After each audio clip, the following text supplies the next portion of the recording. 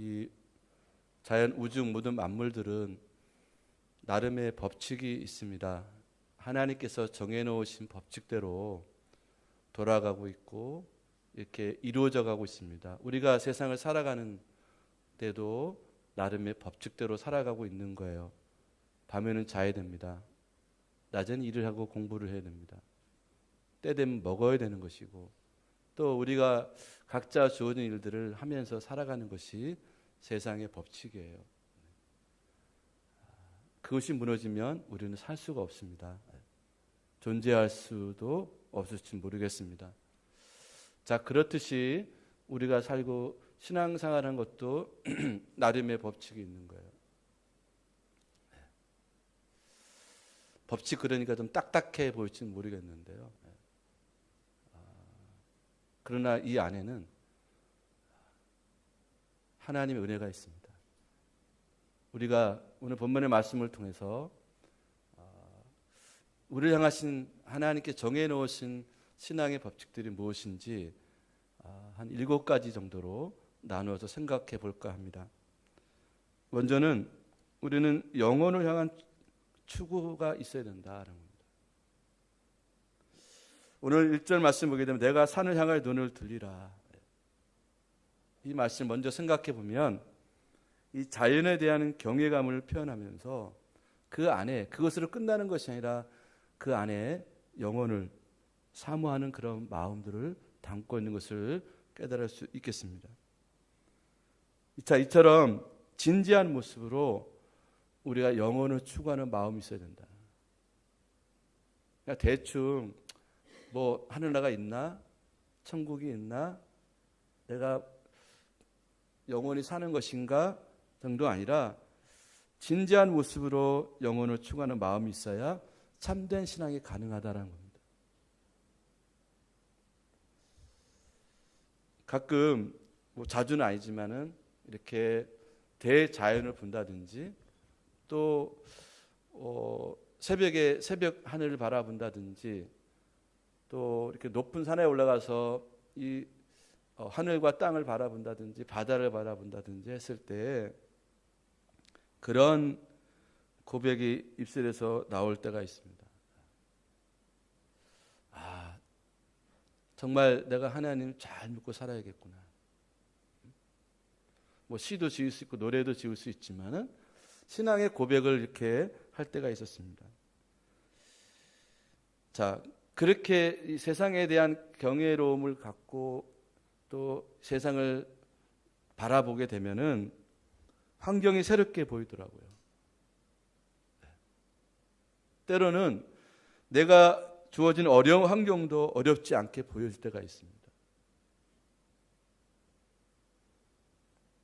자연에 대한 이 경외감이 영혼에 대한 축으로 다시 하나님의 축으로 발전해 나가는 것을 경험할 수 있었습니다.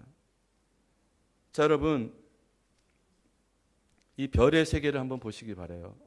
저는 우주학자 아니기 잘 모르겠습니다만은 이 지구가 시속 20만 킬로미터로 돌아가고 있다고 그러잖아요. 우리는 못 느끼는데 이게 이런 조와 질서, 이 신비 가운데 우리가 살아가고 있다는 겁니다.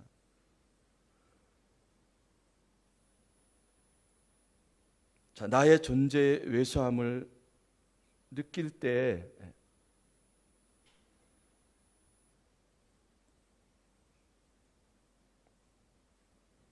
하나님에 대한 간절한 마음도 가질 수 있다는 거예요.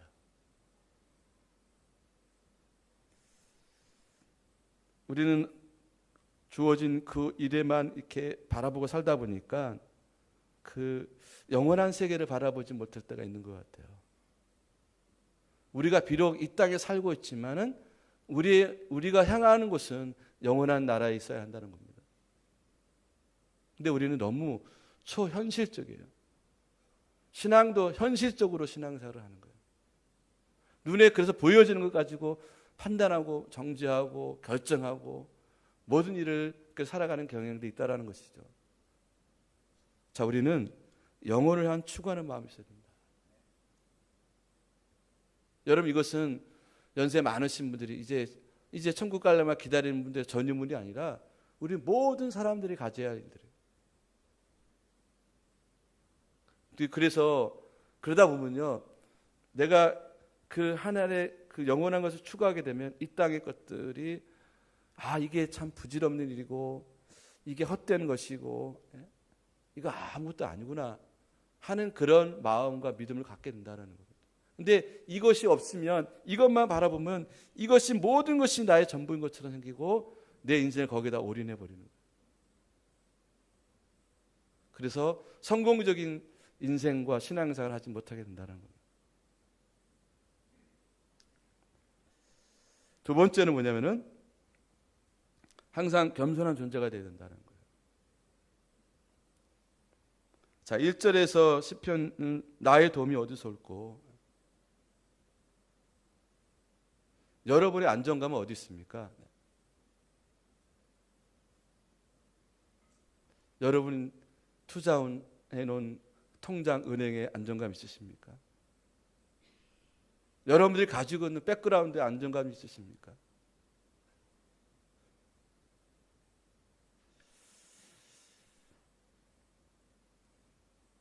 여러분, 우리의 도움은 하나님께서 오는 거예요.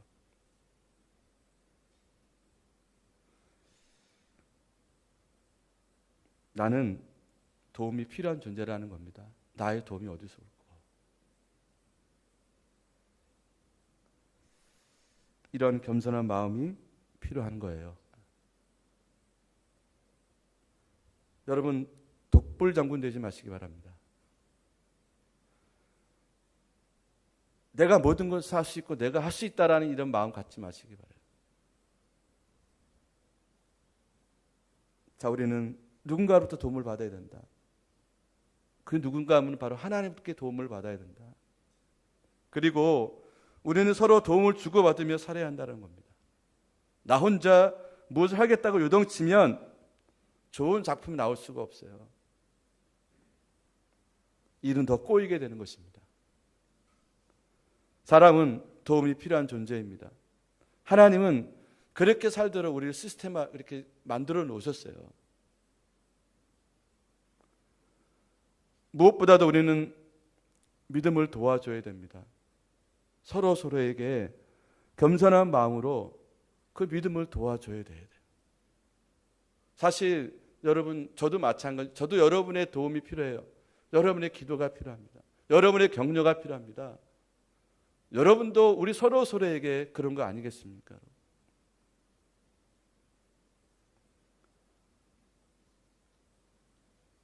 믿음의 도우미가 되어서 배우자를 돕고 자녀를 돕고 초신자를 돕고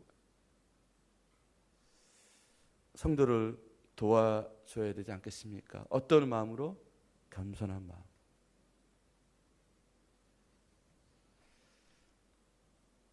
어떤 경우도 우리는 물질과 지위 때문에 마음을 높여두지 말아야 됩니다. 그런데 사람들은요, 참 이상하죠.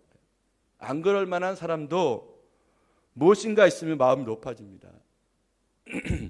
네. 여러분 조심해야 됩니다. 왜냐하면 섰다 하면 넘어질까 조심하라고 말씀하셨기 때문에요. 풍성하고 넉넉할 때 더 겸손해야 할 것을 여러분 잊지 마시고, 그런 믿음을 가진 사람이 참 신앙인이고 참 성공적인 믿음의 삶을 살 수 있다는 겁니다. 여러분, 우리가 잘 아는 대통령 중에서 미국 대통령 카터라는 사람은 주일학교 교사를 끝까지 했다고 그러죠. 아이들 신발을 정리했다고 그러죠. 이처럼 항상 겸손함을 잊지 말아야 되겠습니다. 그 신앙은 견고한 신앙이 될 것이고 성공적인 신앙을 살 수 있을 것입니다. 세 번째 신앙의 법칙이 있는데, 그것은 뭐냐면 과거의 실패를 바라보지 말라는 겁니다. 내가 산을 향해 눈을 들겠다는 고백은 앞을 바라보고 나가겠다는 그런 고백이 되는 것입니다. 자, 우리가 잘 아는 그 발명왕 에디슨이라는 사람이 한 번은 자기가 실험실이죠. 연구하고 실험실, 모든 재료, 모든 도구가 다 있는 그 실험실이 불이 나버렸대요. 한 번에 모든 것을 다 잃어버리는 겁니다. 자기가 지금까지 연구했던 모든 걸 다 불타버리는 순간입니다. 이제 이 에디슨이 가족을 데리고 나와서 불 구경을 하더래요. 아들이 아버지한테 아버지 속상하지 않으세요? 힘들지 않으세요? 그랬더니 이 에디슨이 뭐라고 그러냐면요. 이렇게 얘기했다고 그럽니다. 어차피 저분은 끌 수 없다.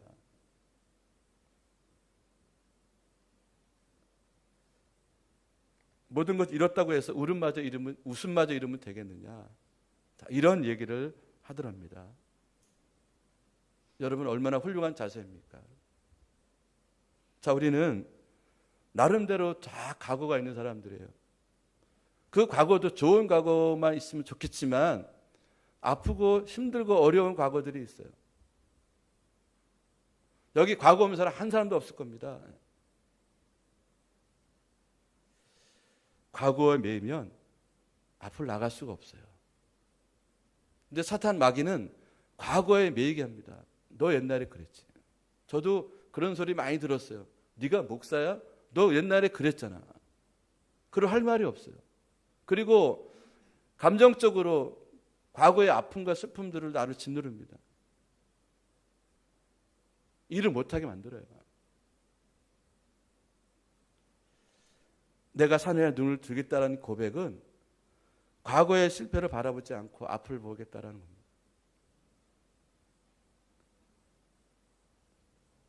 우리는 이미 버려진 슬픔에 현재의 눈물을 지나치게 낭비해서는 안 된다. 네 번째, 희망과 기대감을 가지고 있어야 된다는 겁니다. 오늘 보게 되면 나의 도움이 어디서 올고 하면서 산을 바라보는 모습 속에서 저는 이 미래에 대한 설레는 희망을 가지고 기대감을 가지고 있는 모습을 발견할 수 있었어요. 나의 도움이 어디서 올고.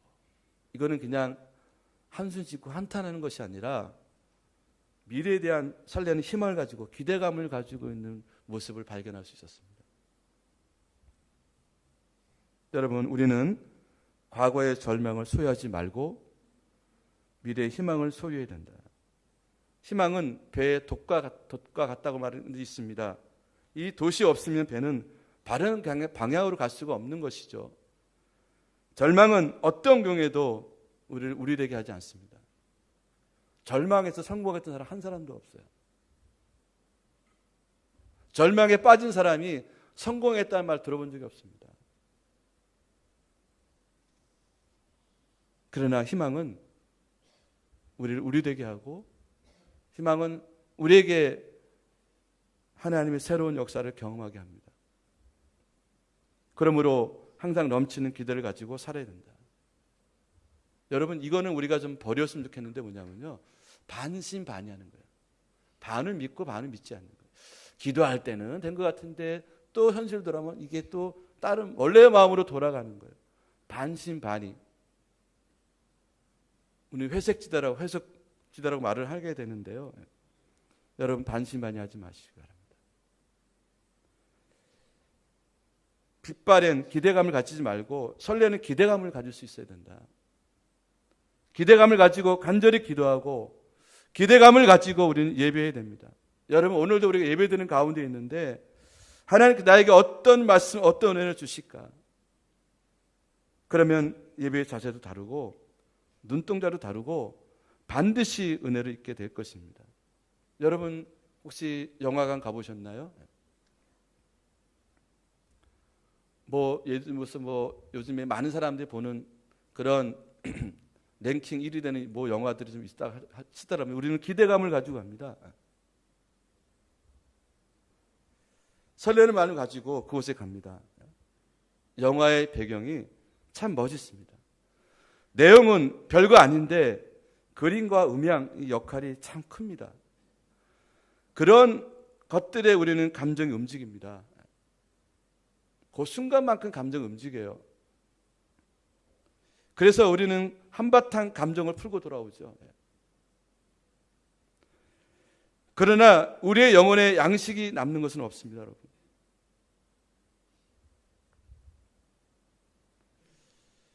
정작 우리 영혼에 중요한 이 예배의 간격을 잊지 마시길 바랍니다.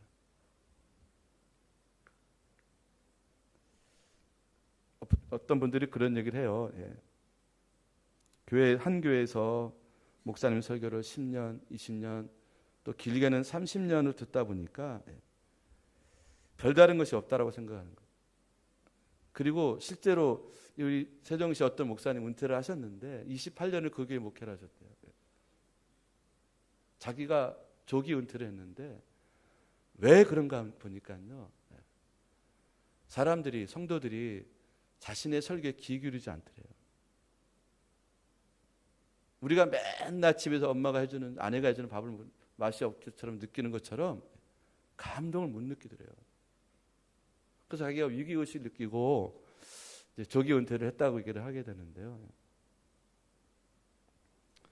여러분, 이런 생각을 갖게 되면요, 우리는 신앙생활을 침체할 수밖에 없습니다. 늘 설레는 마음으로 예배하고 주님을 찬양할 때 복음의 능력을 우리는 경험할 수 있게 될 겁니다.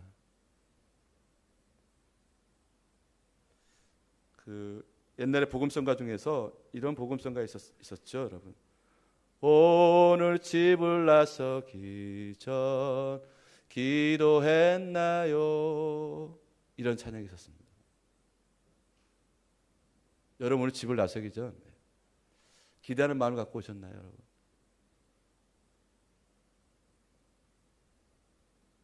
오늘 주일이니까 교회 가야지. 자, 그런 마음으로 다들 오셨을 겁니다. 근데 여러분, 설레는 마음을 가져보십시오. 자, 은혜는 누가 받느냐면요, 그런 분들이 은혜 받을 거예요. 그렇게 설교하는 자도 역시 그런 설교를 할 수 있을 겁니다. 제가 지난 주간 제가 부목사에 있던 대덕 함직교회 특별 새벽 기도를 인도를 하러 다녔습니다. 아침에 새벽 4시에 일어나서 이제 준비하고, 저는 먼저 일찍 가는 스타일에서 일찍 가는, 차 안에서 한 30분 정도 걸리더라고요. 천천히 가니까. 이제 극동방송 설교를 들었는데 서울의 여의도 땡땡땡 교회 목사님 설교가 나오더라고요. 근데 저는 성도들의 반응을, 그 방송을 이제 듣게 되는데요. 그분들이 뭐 강요적으로 한 것 같지는 않은데 설교가 뭐 그다지 그렇게 특별한 게 아니고 일상적으로 듣는 얘기를 하고 목사님 하는 겁니다. 근데 이 성도들은 아멘을 하다 가는데 제가 감동을 받았어요. 이것이 우리가 그들하고 다른 거구나. 그냥 듣는 정도가 아니라 그냥 사모하는 마음으로 받는 거예요. 그래서 목사님 입에서 어떤 말씀이 떨어지더라도 아멘 아멘 하는 거예요.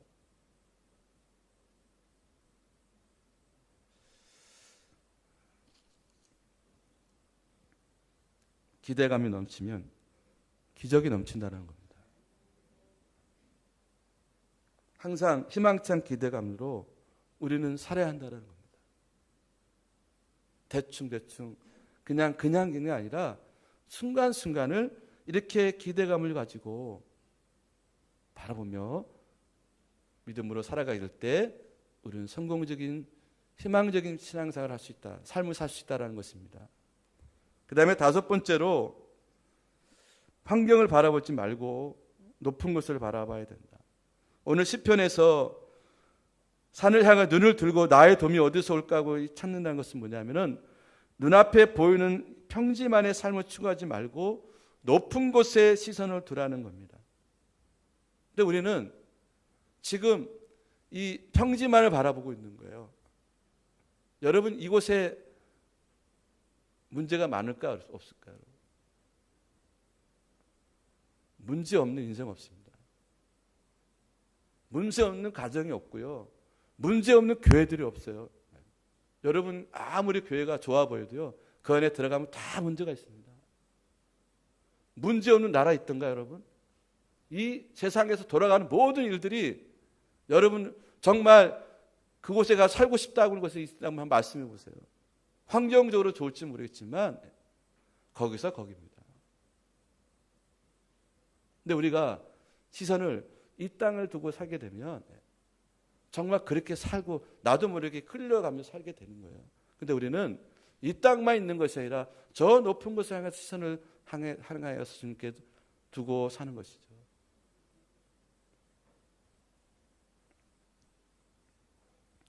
그 종교 개혁을 한 마틴 루터란 사람 있죠. 그 사람이 어느 날 식사를 하는데 식탁 밑에 키웠던 강아지가 막 자기를 그렇게 막 또릿또릿한 눈으로 바라보더래요. 먹을 걸 달라고. 막 이렇게 그걸 자기를 막 애원하면서 바라보는 걸 보면서 자기가 그런 걸 느꼈다. 내가 하나님을 저렇게 바라보고 있는가.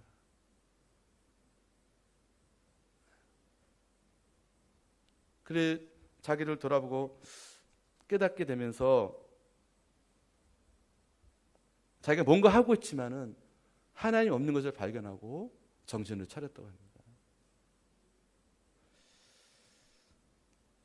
자, 여러분, 개가 상위의 주님을 바라보듯이 하나님을 바라보는 것이 여러분 신앙 아니겠습니까?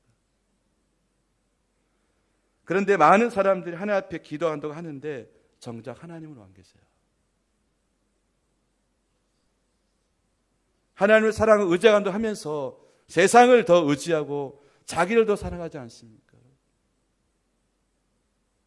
그러니까 결정적인 순간에 주님에게 뛰어들지 못하고 결국 기회와 행복을 놓치는 그런 안타까운 일들이 우리 가운데 있는 것 같습니다. 여러분, 그 텔레비전 보게 되면 저는 가보지도 못했고 보기만 했는데 번지 점프 아시죠, 여러분? 큰 높은 데서 뛰어내리는 거. 그 아무나 못하.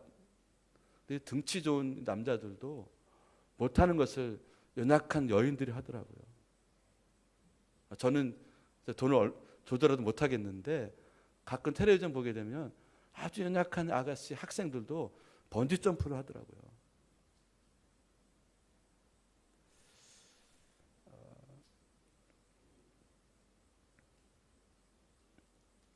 말로는 올라가기 전에 나 할 수 있다 막 그러는데 정작 올라가서는 못 뛰어내리는 사람 보면서 이 말이 중요한 것이 아니구나, 아닌 게구나. 말로는 뭘 못하겠습니까? 정말 실제적인 용기, 실제적인 헌신이 중요하지 않나 싶습니다. 그런데 오늘 본문을 보게 되면 예를 들어서 번지 점프를 하면서 나의 도움이 어디서 올고 질문한 다음에 나의 도움이 천지르신 하나님께서로다 외치며 뛰어내린 것 같다는 생각을 해보게 되었어요.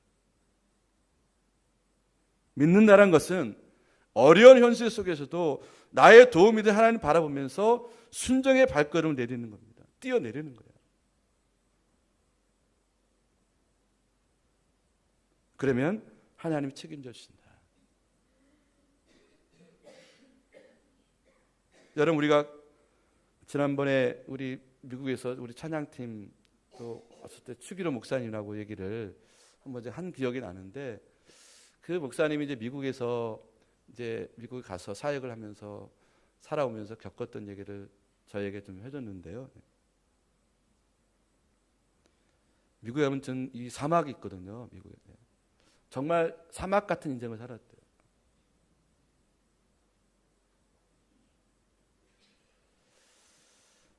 사막을 좀 통과하다 보니까 이제는 어두운 터널이 나오더래요.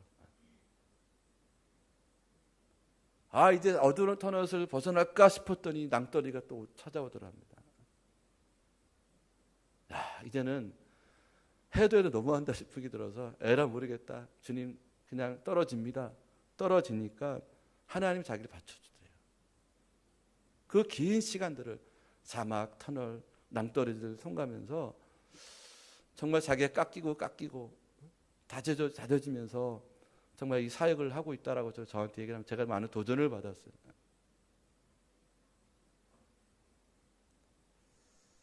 결정적인 순간에 내가 주님 믿습니다 하고 뛰어내릴 땐 뛰어내려야 되는 거거든요. 우리가 구름다리를 건널 때 아래를 쳐다보면 현기증이 나서 다리를 건널 수가 없듯이 눈을 들어 산을 바라보면서 우리 의젓하게 걸어야 됩니다. 여러분, 베드로가 예수님 바라보고 그 물 위를 걸어가다가 밑에 보고 푹 빠져버렸잖아요. 밑을 보지 말라는 겁니다. 주님께 시선을 두고 주님을 바라보라는 겁니다. 그럼 우리 건널 수 있다라는 것입니다. 눈앞에 현실만 보지 말고 주님을 바라볼 때 주님 우리를 책임져 주신다는 겁니다. 그런 얘기를 들은 것 같아요. 뱀이 참새를 잡아먹는다. 말이 됩니까? 뱀이 나는 참새를 잡아먹는다. 어떻게 하냐면요. 이제 뱀이 참새를 보면 밑에서 현란하게 막 움직인대요.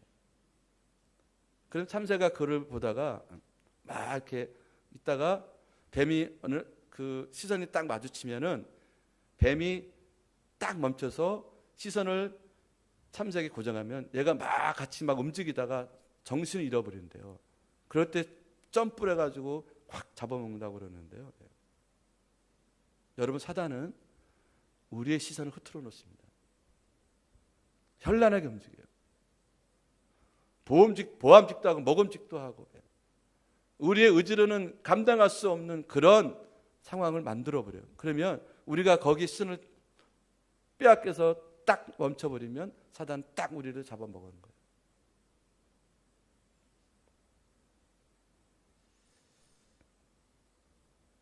여러분, 현실의 어려움을 쳐다보지 마십시오. 그러면 기가 질려서 현실에 우리가 잡혀 먹히게 된다는 겁니다. 산을 향하여 눈을 두시기 바랍니다. 그리고 은혜의 성산에 계신 하나님을 우리가 바라볼 수 있기를 바랍니다. 하나님 나에게 주신 이 사명을 바라보고 찬란한 미래를 우리가 그려봤으면 좋겠습니다.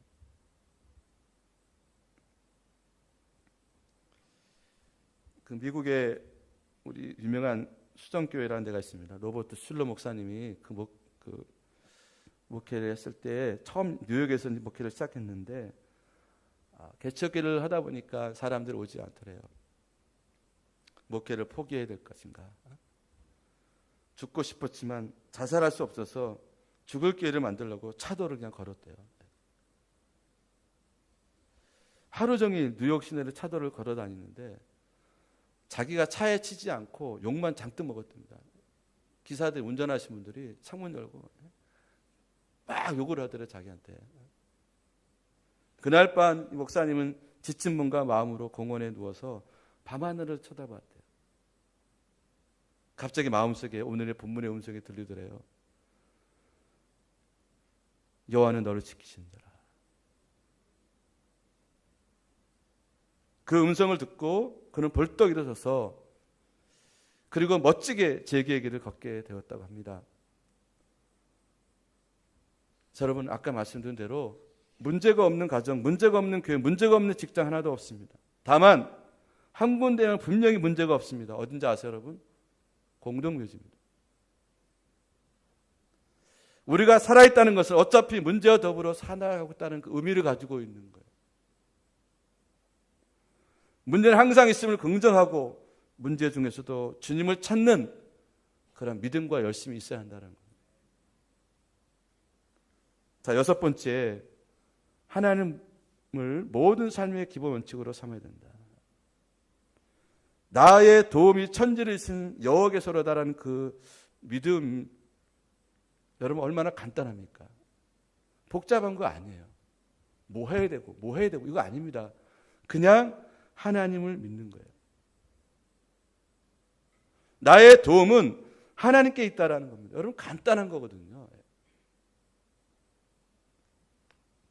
그래서 우리는 믿음의 한 우물을 파야 돼요. 여기저기 기웃거리고 새로운 걸 쫓아다니다가 하다 보면요, 우리는 우리가 믿음의 신앙생활을, 성공적인 신앙생활을 할 수 없다는 겁니다. 여러분, 이제 저도 목회를 하면서 참 답답할 때 뭘 어떻게 해야 될까? 내년은 어떻게 해야 될까? 앞으로 어떻게 해야 될까? 그러다 보면 이제 다른 교회에서 하던 것들을 기웃거리가 돼요. 세미나도 있고, 무슨 훈련도 있고. 그래서 많은 목사님들이 어떻게 자구책으로 뭔가 좀 해보려고 막 찾아다니죠. 근데 그렇게 되는 게 아니에요. 제가 깨닫고 터득한 게 뭐냐면, 하나님 나에게 필요한 맞는 옷이 있듯이 내게 맞는 목회가 있습니다. 내게 주어진 대로 내가 기도하면서 하나님 주신 지혜로 최선을 다하면 하나님 이끌어 가신다는 거. 그거 하나 깨달았습니다.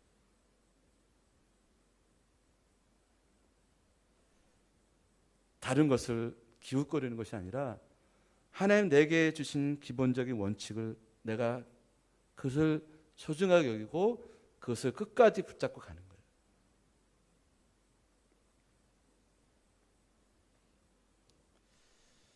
여러분, 힘으로도 안 되고 능으로도 안 되는 거예요. 오직 하나님의 능력으로 되는 것이다. 우리는 그 기본으로 돌아가야 됩니다. 그래야 마른 뼈들이 일어나는 그런 기적들을 우리가 체험할 수 있을 것입니다. 성공에 대한 지나친 집착을 버리고 하나님의 도우심을 믿고 우리가 최선을 다할 수 있기를 바랍니다. 오늘 본문 3절에 읽지 않았지만 하나님이 졸지 않는다는 표현이 있습니다. 하나님은 실수가 없다는 말이 아니겠습니까, 여러분? 어련히 알아서 좋으신 하나님께서 우리의 길을 인도해 주시겠는가, 이런 믿음을 가지라는 겁니다. 우리는 하나님의 주권과 섭리를 인정하면서 전폭적으로 하나님을 신뢰하는 그런 믿음의 삶을 살 수 있기를 바랍니다. 하나님은 실수가 없으신 분이십니다. 나에게 주신 자녀, 나에게 주신 상황, 이 환경은 나에게 가장 적합한 것들입니다. 하나님은 나에게 주신 이 모든 환경을 통해서 일하시고 역사하시길 원하십니다. 그런데 우리는 뜬구름을 자꾸 잡으려고 해요.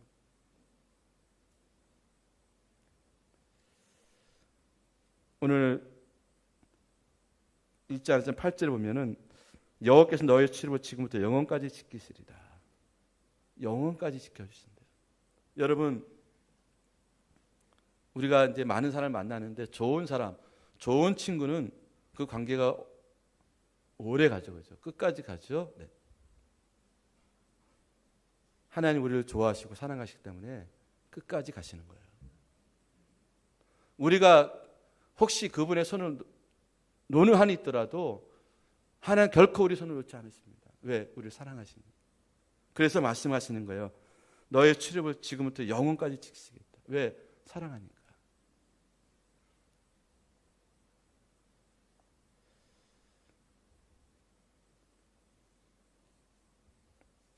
자, 마지막 7번째는 뭐냐면 헌신의 원리를 알고 실천하는 참된 제자가 되자. 저는 오늘 그 4절에 보면은 하나님은 우리를 지키시는데 졸지도 아니하시고 주무시지도 아니하시는 그런 표현이 나오거든요. 저는 이 말씀을 볼 때마다 하나님께서 우리를 향하신 그 열정, 그 열심, 그 하나님의 열심을 발견하게 됩니다. 얼마나 우리를 간절히 지키기 원하시면은 졸지도 주무시지도 않으신대요.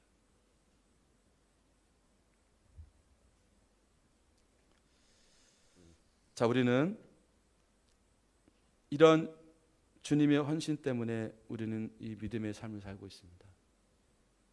자, 그래서 우리도 이런 헌신을 하는 삶을 살자는 겁니다. 이 헌신의 원리를 알고 실천하는 우리 모두가 되었으면 좋겠습니다. 가끔 이제 그 장례식장에 가게 되면요, 적막하고 쓸쓸한 장례식이 있어요. 사람들의 발걸음이 없습니다. 왜 그럴까? 아쉽게도 그런 분들은 되게 살아있을 때 헌신을 모르고 살았던 것 같아요. 희생을 모르고 산 것이죠. 타인의 고통에 둔감한 분들, 고독한 상황에 자기를 찾아주는 친구가 없게 되는 것입니다. 헌신을 통해서 우리는 친구를 만들어야 됩니다. 그러면 결정적인 순간에 그들이 나를 돕게 되는 거예요.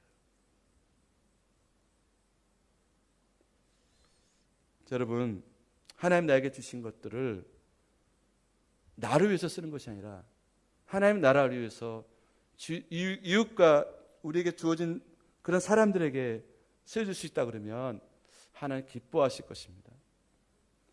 하나님께서 여러분에게 주신 물질을 주시는 이유는 뭘까요, 여러분? 나 혼자 잘 먹고 잘 살고가 아니라 어떠한 헌신에 우리를 부르심 때문에 그것을 허락해 주셨을 것입니다. 그러한 헌신을 통해서 남을 도울 때 하나님 우리를 더욱더 우리를 위해서 헌신해 주실 겁니다. 우리는 다른 이들에 위해서 자신의 소중한 것들을 아낌없이 내어놓을 줄 아는 그런 우리 모두가 되었으면 좋겠습니다. 우리는 나를 위한 열심히 살아가는 삶이 남에게도 유익이 된다는 삶을 것을 알아서 정말 그러한 삶을 살 수 있기를 바랍니다. 그처럼 우리가 사는 모습이 하도 좋아서 믿는 사람들이 많아지면 얼마나 좋겠습니까? 이제 삶의 속도를 조금 늦추고 하나님과 이웃을 위해서 내 손길을 펼 수 있는 우리 모두가 되었으면 좋겠습니다. 혼자인 것 같아도 하나님께 숨겨두신 그런 신실한 주변의 사람들이 있을 겁니다. 특정한 사람만 여러분 사랑하고 특정한 사람 만나고 특정한 사람과 함께하지 마시고요. 모든 사람과 더불어 하나님 허락하신 모든 사람과 더불어 함께 나눌 수 있는 우리 모두가 되었으면 좋겠습니다. 사랑하는 성도 여러분, 저는 오늘 이 말씀 보면서 저도 이와 같은 방법으로 살아야겠구나. 이와 같은 신앙의 법칙으로 살아가야겠구나. 하나님은 우리를 그렇게 살아가도록 만드셨다라는 겁니다. 근데 우리는 자꾸 여기서 벗어나려고 들거든요. 그러나 여러분, 우리가 그런 유혹에 넘어가지 말고 오늘 주신 말씀을 기억하면서 우리가 성공적인 인생을 살아서 나중에 주님 나라 갔을 때 부끄럽지 않는 자리로 되기 원하고 칭찬받을 수 있는 우리 모두가 되었으면 좋겠습니다. 즉 성공적인 삶을 살고 성공적인 신앙의 삶을 살 수 있는 저와 여러분 되기를 주의 이름으로 간절히 축원합니다. 아멘. 기도하겠습니다.